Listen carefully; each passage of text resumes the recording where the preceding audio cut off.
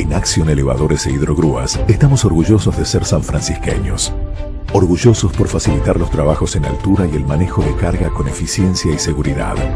De generar trabajo de calidad con tecnología 4.0 y de exportar nuestro trabajo a más de 20 países. Orgullosos de trabajar con los emprendedores, las instituciones y los clubes locales.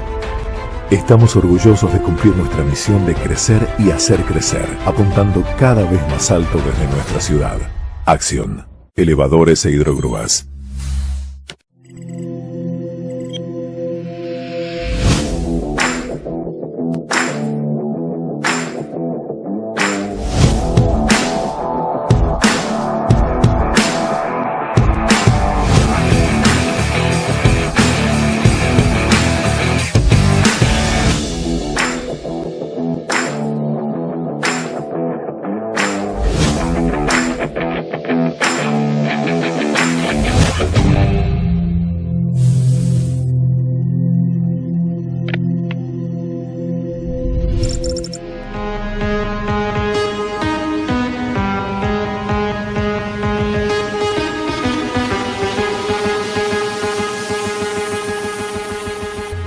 Muy bien, don Juan Lamberghini, una personalidad muy importante de nuestra historia, con distintas áreas de actuación, como lo fueron la música, ¿sí? Como fue su perfil empresarial, y también como un hombre político, un hombre que estuvo en la función pública.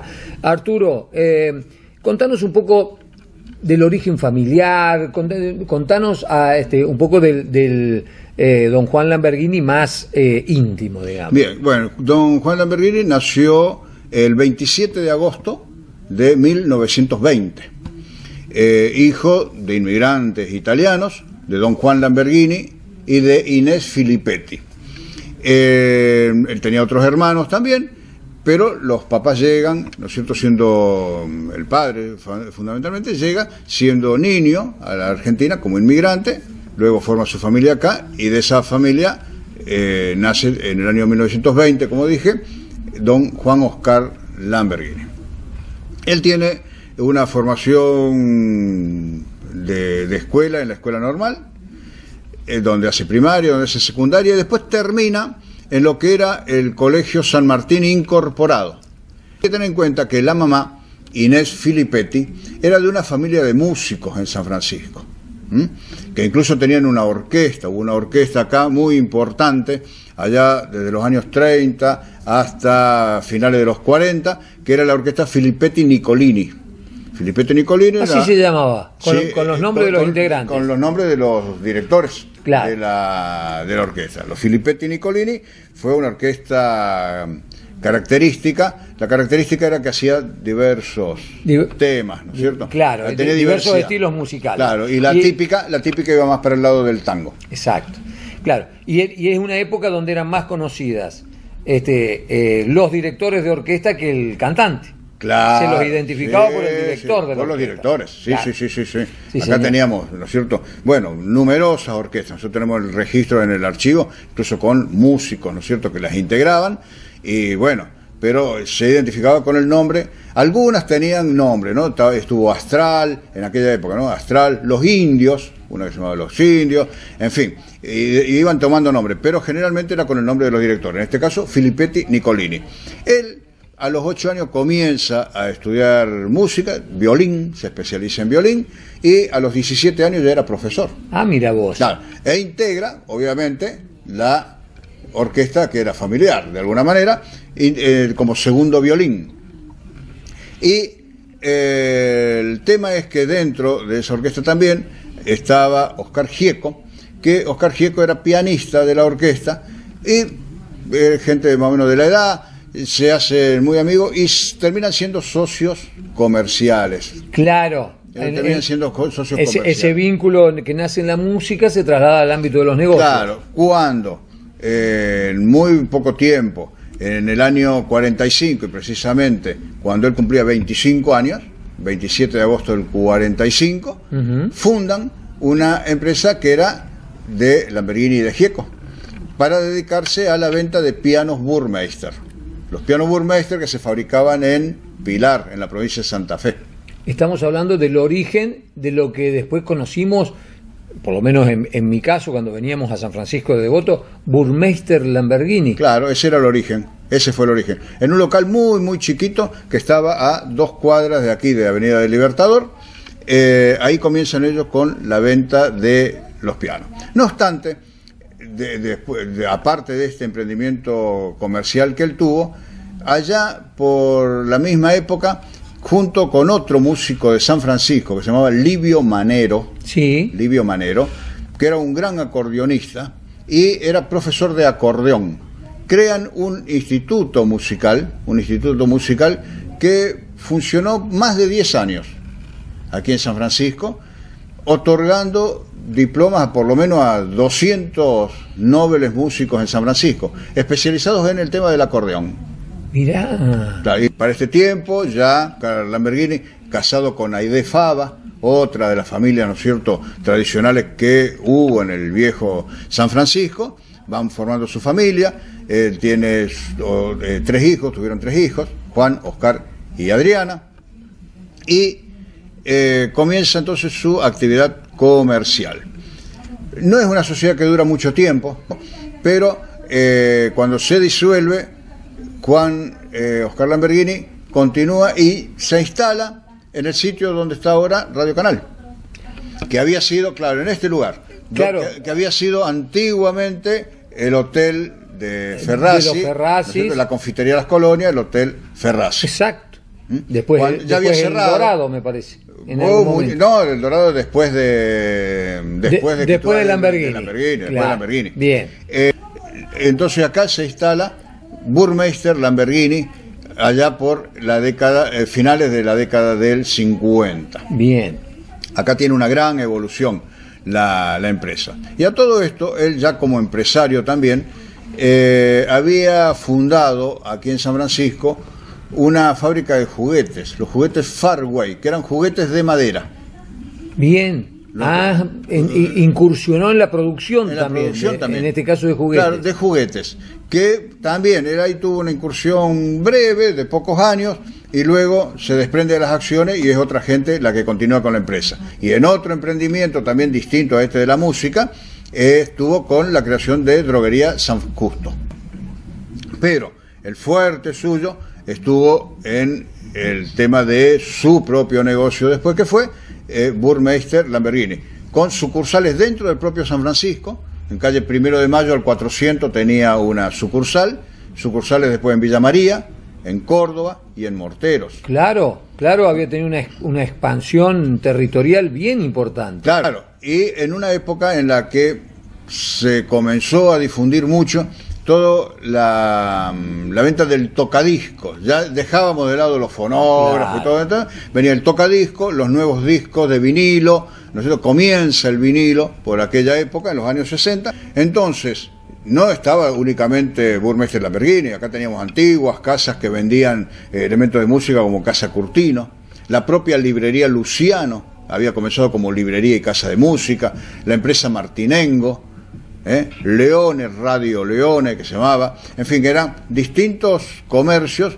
que vendían, que eran la competencia, claro, en esto. Y ahora, Lamborghini no vendía únicamente discos, sino también todo lo que era la línea de electrodomésticos, todo lo que sea musical, pero también por otra parte la heladera, la cocina, todos los elementos, y que fue eso ampliándolo en una cantidad de productos muy grande. A todo esto, en la esquina de Colón y 25 de Mayo, sí, había también una tienda muy tradicional que se llamaba Grandes Tiendas Casa Mesina. Mesina era una sucursal de una gran empresa nacional que estaba también con una sucursal en San Francisco. Esa empresa cierra allá por comienzo de los 60, esa empresa cierra, y el local que ocupaban en Colón y 25 de Mayo va a remate y lo compra Lamborghini. Claro, advierte ahí la gran posibilidad de tener un local propio en una zona grande y tan céntrico como el lugar, claro, donde estaba. Así que ahí, con un proyecto del arquitecto Rafael Maquiraldo, se construye lo que era el Centro Musical Hogareño, un edificio, ¿no es cierto?, de 4 plantas, que existe todavía hoy, ya prácticamente con 60 años, quiero decir, sí, de su construcción, de existencia, y ahí está el Centro Musical Hogareño de Burmeister Lamborghini, que bueno, fue una revolución comercial en San Francisco y en la región. Tiene todavía ahora unas características llamativas. Claro, mucho vidrio. Con ese gran vidriado que claro, tiene. mucho vidrio, ¿no es cierto? Que no era muy común en la época, era una innovación. En la época como que parecía que toda la estructura del edificio descansaba sobre unos vidrios, claro, nada más, claro. Bien, entonces eso se inaugura en el año 1966 durante la Semana de la Música. Durante la Semana de la Música se inaugura el Centro Musical Hogareño. A todo esto, también él iba llevando adelante su parte empresaria y comienza muy allá cuando él comienza con Oscar Gieco, como dijimos antes, con su pequeño negocio, haciéndose accionista de la fábrica de pianos Burmeister en Pilar, en Santa Fe. Y con el paso del tiempo llegó a ser presidente de la empresa. Llegó a ser presidente y los pianos de Burmeister se exportaban incluso. Fue un gran sustento de trabajo y economía para la localidad de Pilar en la provincia de Santa Fe. Mirá vos qué interesante. Y don Juan Lamborghini llegó a ser el presidente de esa empresa tan importante en el mundo de la música. Y los pianos Burmeister siempre fueron muy prestigiosos. Es más, nosotros en el museo tenemos también un piano Burmeister y en muchos lugares donde vos vas. Yo he estado en Buenos Aires, precisamente en una casa de familia donde por casualidad también tenían un piano de Burmeister, fíjate vos, claro. Ni sabían que era, así que les conté la historia, por supuesto, de ese piano. Difundiendo en todo momento. Claro, o sea, del piano que ellos tenían ahí. A todo esto, él también lleva adelante toda una vida social, por ejemplo, obviamente vinculado al centro comercial, industrial y de la propiedad que era entonces, ahora es el Centro Empresarial y de Servicios, al que también llegó a ser presidente, fue presidente también de la Sociedad Italiana, de aquí, integró CAPA, que era la entidad esta de vecinos de San Francisco, que llevaron adelante el proyecto del Hogar Diel de Sienra. Exactamente. Vinculado nuevamente también con la música, participó de la Peña Tango Amigo, que la presidía su amigo que era Isaac Leone. Isaac Leone, claro. Es más, en un tiempo fueron comercialmente vecinos en esta esquina, donde estaba Burmeister Lamborghini en la esquina y al lado Leone. Leone, claro, zapatería. Claro, y cuando luego se trasladan los dos, la zapatería de Leone termina con un incendio allá a finales de los 60. Entonces después cambian de lugar y ya se había ido Lamborghini de este lugar. Se instala enfrente del negocio de Lamborghini. Fueron vecinos comercialmente y amigos, ¿no es cierto?, durante mucho tiempo. Bueno, y a todo esto también, en época de su juventud, don Juan Lamborghini, que uno podría pensarlo, a ver, un tipo de negocio metido en los números, ¿viste?, la especulación comercial que hay que tener, ¿no es cierto? Había también creado temas musicales como compositor.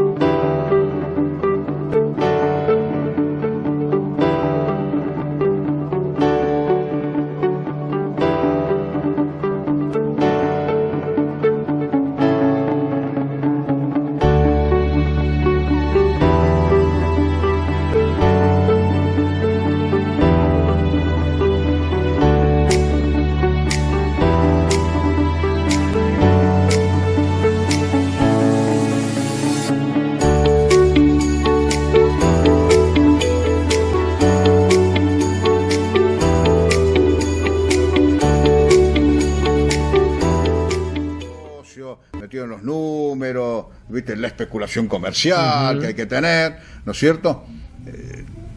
Había también creado temas musicales como compositor le musical. gustaba componer. De aquellos conocimientos que él tenía. Acuérdate que te dije que a los 17 años era profesor de violín. De violín, claro. ¿No es cierto? Que no es un instrumento sencillo, y había integrado orquestas, estuvo con esta orquesta Filippetti Nicolini, en fin. Y entonces, vinculado también con el doctor Hernaldo Arrieta, que era juez, claro, aquí en San Francisco.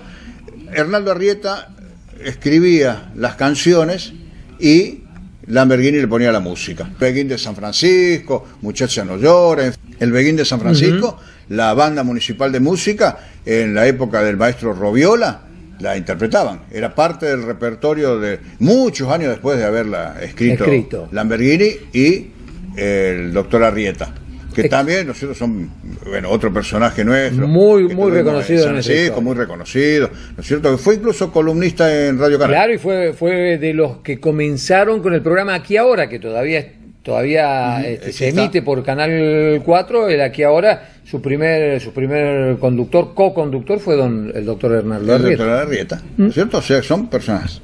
Bien, el tema es que todo este predicamento que iba ganando Lamborghini lo lleva allá en el año 1970 a ser comisionado municipal en San Francisco. ¿Qué era un comisionado municipal de San Francisco?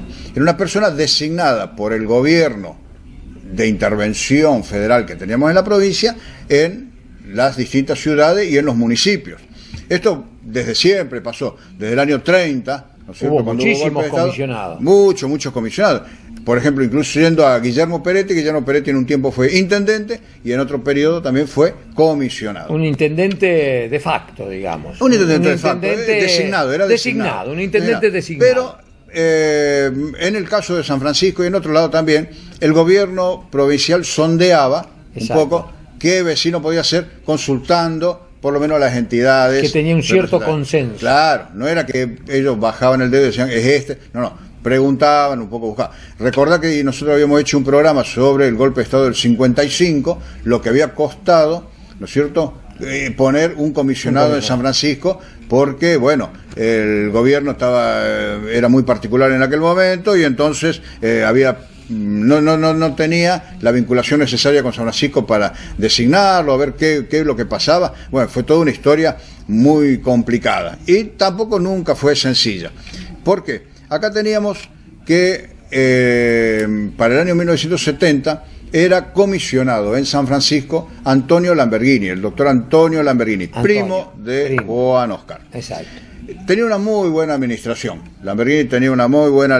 Antonio tenía una muy buena administración, de modo tal que la municipalidad cerraba los balances con superávit. Estábamos muy bien. El gobierno de la provincia lo convoca entonces para que sea presidente del directorio del Banco de Córdoba.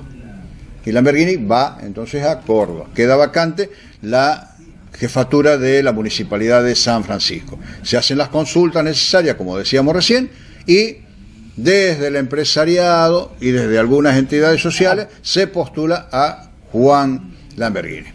El comisionado federal era un civil, no era militar, y era el doctor Bernardo Vaz, que estaba administrando una provincia con mucho conflicto en el momento, estamos hablando de los años 70, posterior al Cordobazo.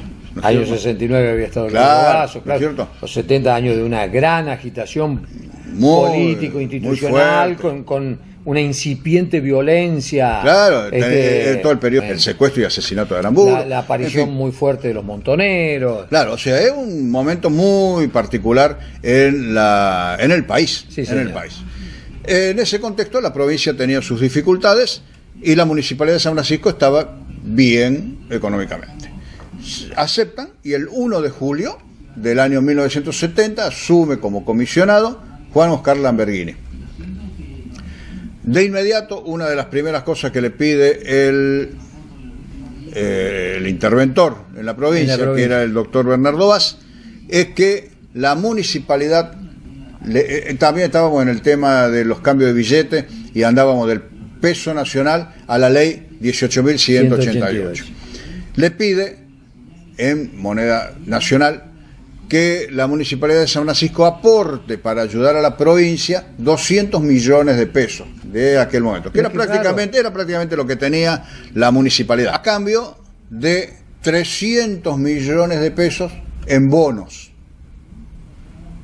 Vos entregabas 200 y recibías 300 en bonos que, de acuerdo a las crónicas de la época, eran muy difíciles de rescatarlos. De cambiarlos. Era muy difícil cambiarlos. De hacer los dineros. Claro, entonces era una tentación, porque te estaban dando un 50% de intereses en un tiempo, pero no había garantía de corrías el riesgo de no poder venderlos. De no poder venderlos.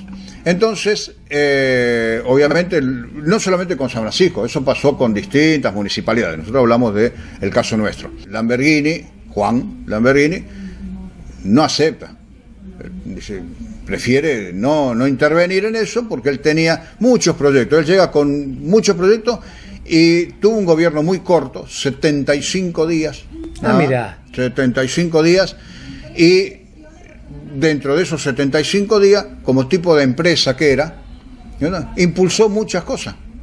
Y se trabajaba en esa época también mucho con comisiones de vecinos, con un voluntariado de apoyar a la ciudad. La ciudad estaba en un momento muy importante de despegue. Ahí Lamberghini tuvo que ver con recién empezaba la Universidad Tecnológica. Claro.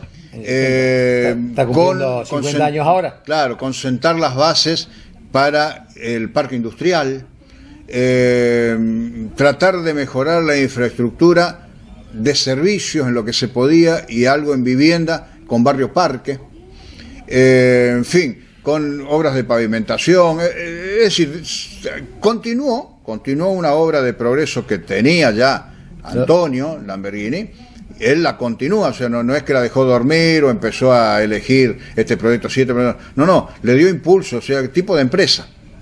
¿Te das cuenta? Sí. Bien, es más, consiguen que se coloque efectivamente la pasarela en el ferrocarril Belgrano, donde está ahora, porque eso estaba desmantelado y tirado allá en Frontera. En fin, muchas cosas. Pero él había abierto ahí, y ya usaban la palabra, en el año 70, en las crónicas de la época, abrió una grieta con la provincia. La grieta, una palabra tan utilizada en esta época que estamos nosotros. Él, al negarse a pasarle plata a la provincia, abrió una grieta con la provincia.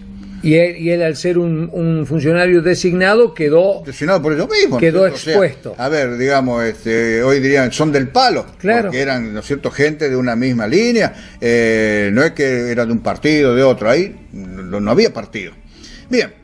El tema es que era muy común en aquellos años que San Francisco, por ser una ciudad importante dentro del interior de la provincia de Córdoba, cuando se celebraba el aniversario, era un feriado, era un día feriado, el aniversario de fundación de la ciudad, y generalmente llegaba el gobernador. Venía el gobernador o interventor, lo que hubiera en el momento, venían a participar de los actos. Era un acto importante.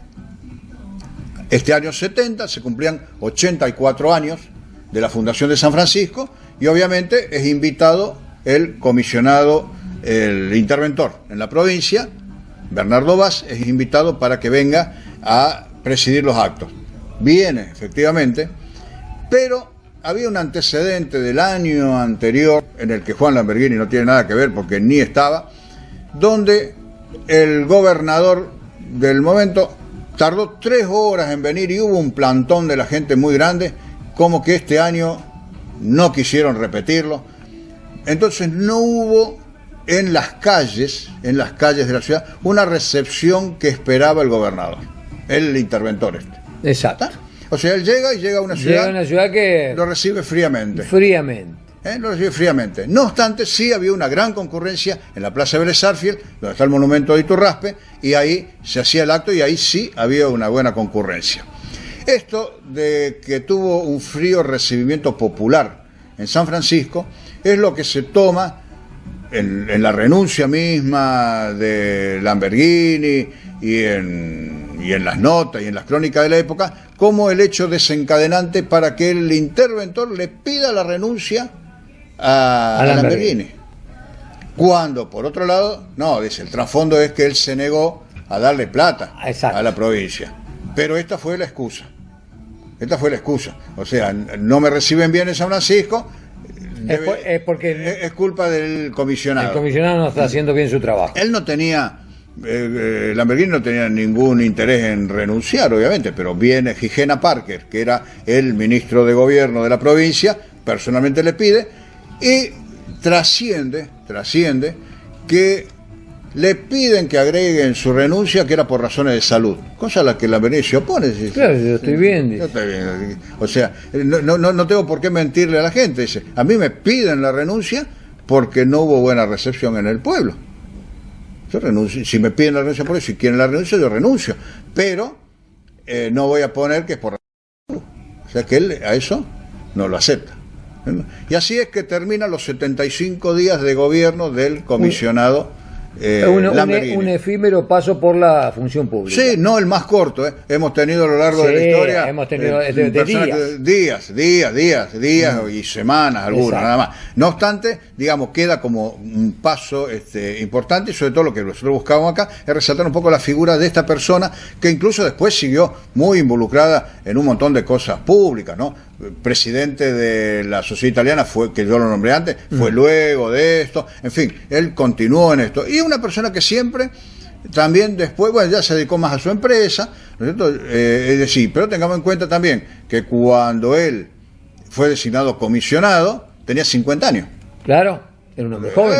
Era una persona joven y con emprendedor. Con mucha energía. Claro, joven y emprendedor y con ganas de hacerlo.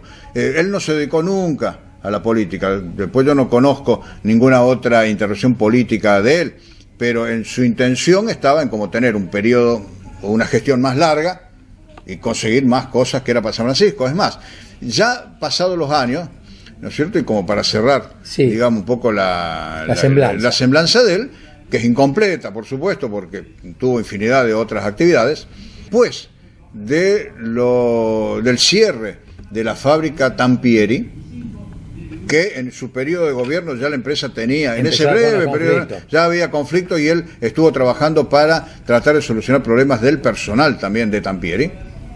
Cuando la fábrica ya había cerrado, ya no tenía más el rol productivo que tuvo desde siempre, él y San Francisco necesitaba imperiosamente un edificio para tribunales.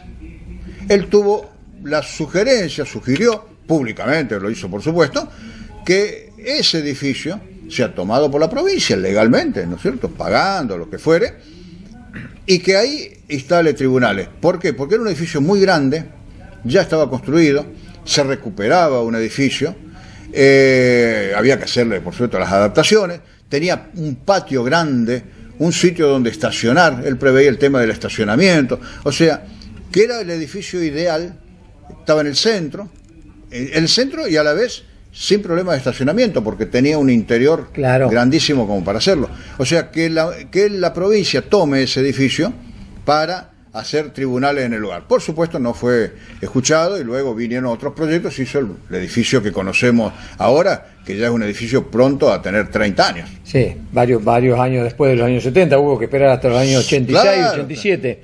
Sí, como para comenzarlo, porque después eso se te hace cuestión de Buco. Sí, y Buco y Angelos, el gobernador, es el que lo construyó. Claro. Sí. Así bien. Bueno, ese es entonces, bueno, y él fallece a finales del año 2004.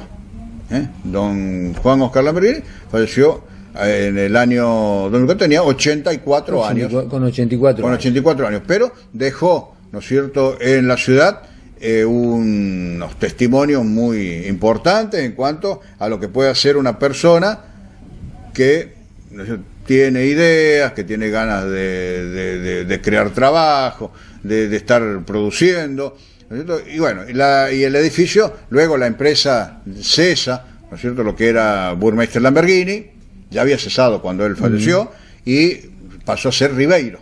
Claro. Una sucursal de Ribeiro en San Francisco, que todavía está. Así que bueno, esto es a grandes rasgos, y con muchas omisiones también, por una cuestión del tiempo, de lo que fue la vida de Juan Oscar Lamborghini un emprendedor de San Francisco. Sin lugar a dudas, un hombre con una prolífica actividad cultural, musical, empresarial y con una responsabilidad social en el sentido de preocuparse y mantenerse activo en el mundo institucional de la ciudad. Todo un ejemplo realmente. Así que una linda semblanza de don Juan Oscar Lamborghini aquí en Huellas. Macoser, para sus productos Singer y Florencia, presentó con exclusividad este programa de difusión educativa y cultural.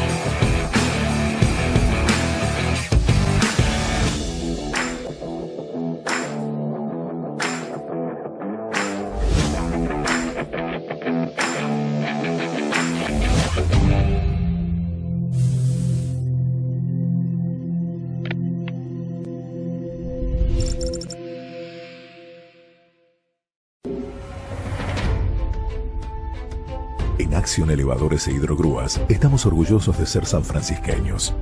Orgullosos por facilitar los trabajos en altura y el manejo de carga con eficiencia y seguridad. De generar trabajo de calidad con tecnología 4.0 y de exportar nuestro trabajo a más de 20 países. Orgullosos de trabajar con los emprendedores, las instituciones y los clubes locales. Estamos orgullosos de cumplir nuestra misión de crecer y hacer crecer, apuntando cada vez más alto desde nuestra ciudad. Acción, Elevadores e Hidrogrúas.